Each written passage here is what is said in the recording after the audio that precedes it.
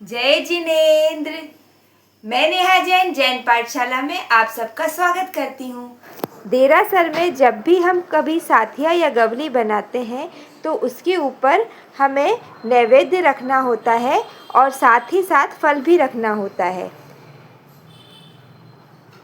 एक महाराज साहब से मैंने जाना था कि हमें हमेशा घर के बने हुए नैवेद्य का ही उपयोग करना चाहिए, क्योंकि घर के बने हुए नैवेद्य शुद्ध होते हैं।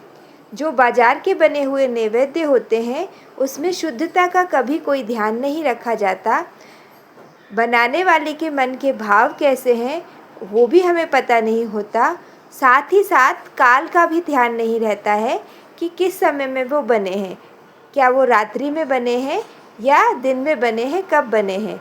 तो इन सब कारणों से हमें नैवेद्य को घर में ही बनाना चाहिए, क्योंकि वो शुद्ध होते हैं। घर में हम नैवेद्य को काल का ध्यान रखकर और अच्छे भावों से बना सकते हैं। तो आइए आज के एपिसोड में हम घर में नैवेद्य कैसे बनाएं ये देखते हैं। वैसे तो आपको बहुत सारी मिठाइयाँ आती होंगी, लेकिन यहाँ मंदिर में नैवेद्य के रूप में चढ़ाने के लिए मैं 2 क्विक रेसिपीज़ लेकर आई हूँ। इसके लिए हमने दूध, नारियल का बुरादा और शुगर का यूज़ किया है। तो सबसे पहले पानी डालेंगे, गैस फ्लेम ऑन कर दी है और अब शुगर डालेंगे। अब इन दोनों को शुगर को मेल्ट करेंगे पानी में और एक साइड रख देंगे चाशनी बनाने के लिए। इस रेसिपी के लिए हमें एकदम कड़क चाशनी चाहिए, जो बूरा बंद चाशनी कहलाती है। अब दूसरी तरफ एक पैन में मैंने घी लिया है। अब ये जो डेसिकेटेड कोकोनट मेरे पास है इसको मैंने डाला है और लो फ्लेम पर थोड़ी देर के लिए मैं इसे भूनूंगी। लो गैस पर थोड़ी देर भूनने के बाद गैस तेज कर दी है और अब मैं इसमें दूध डालूंगी। दूध डालने से ये जो कोकोनट है ये थोड़ा सा सॉफ्ट हो जाएगा। इसके बाद हम इसको अच्छे से चलाते हुए सेकेंगे जब तक कि ये मिश्रण कढ़ाई ना छोड़ने लगे।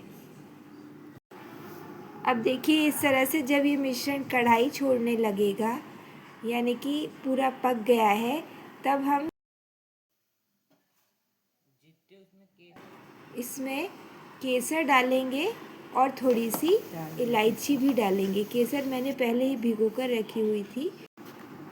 अब अच्छे से मिक्स कर लेंगे। थोड़ी ही देर में ये मिश्रण कढ़ाई छोड़ने लगेगा। अब गैस की फ्लेम को ऑफ करेंगे और दूसरी साइड जो हमने चाशनी बनने रखी थी वो भी देखिए गाढ़ी हो गई है। हमको बूरा बंद चाशनी लेना है, उसमें हम ये मिश्रण डाल देंगे जो कोकोनट वाला मिश्रण है और फिर इस तरह से अच्छे से मिक्स करेंगे और इसे एक प्लेट में निकाल लेंगे। आप चाहें तो इस तरह से जमाकर इसको बर्फ़ी के शेप में भी कट कर सकते हैं और यदि चाहें तो मेरी तरह इस तरह से इसके छोटे छोटे लड्डू भी बना सकते हैं। तो ये बहुत ही क्विक रेसिपी है जिसे हम नैवेद्य के रूप में देरासर में चढ़ा सकते हैं। देखिए यहाँ पर सारे लड्डू तैयार हो गए हैं।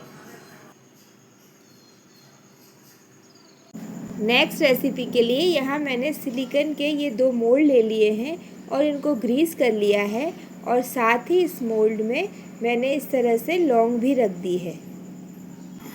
अब एक तरफ मैंने वापस से चाशनी बनाने के लिए रखी है। ये भी हमें बूरा बंद चाशनी चाहिए, तो बूरा बंद चाशनी हम बनाएंगे। साथ ही साथ इसमें हम चाहें तो थोड़ी सी केसर भी डाल सकते हैं, उससे कलर बहुत अच्छा आता है, और उसमें थोड़ी सी इलायची भी डाल सकते हैं। चाशनी एकदम बूरा बंद होनी चाहिए। तो जैसे ही बूरा बंद चाशनी बन जाती है तुरंत गैस को बंद करके फटाफट वो चाशनी लेकर मोल्ड में डालेंगे। जल्दी जल्दी कर रहा है, चाहे तो आप इस समय किसी की हेल्प भी ले सकते हैं, क्योंकि ये चाशनी तुरंत ही ठंडी हो जाती है, इसलिए फटाफट इस मोल्ड को भरेंगे। चाहे तो किसी की हेल्प भी ले लीजिए। ठंडा होने के बाद ये कुछ इस तरह से दिखेगी और जब ये अच्छी तरह से ठंडी हो जाएगी तो ये आसानी से डीमोल्ड भी हो जाएगी, कुछ इस तरह से। ये देखिए यहाँ पर ये इजीली अपने आप ही इजीली निकल जाती है और ये हमारा मंदिर में चढ़ाने के लिए क्विक नैवेद्य तैयार है। तो अगली बार जब भी देरासर में कोई नैवेद्य चढ़ाए तो घर का बना ही चढ़ाएं, क्योंकि घर का बना शुद्ध होता है। साथ ही घर में बनाते समय हम नैवेद्य में काल का ध्यान रख सकते हैं और शुद्धता तो होती ही है और पवित्र भावना भी होती है। तो देखिए ये नैवेद्य किस तरह से बनकर तैयार हो गए हैं और ये हम काफ़ी समय तक स्टोर भी कर सकते हैं। वीडियो पसंद आया तो इसे लाइक और शेयर करें और यदि अभी तक मेरे चैनल को सब्सक्राइब नहीं किया है तो इसे सब्सक्राइब भी करें। धन्यवाद। जय जिनेंद्र।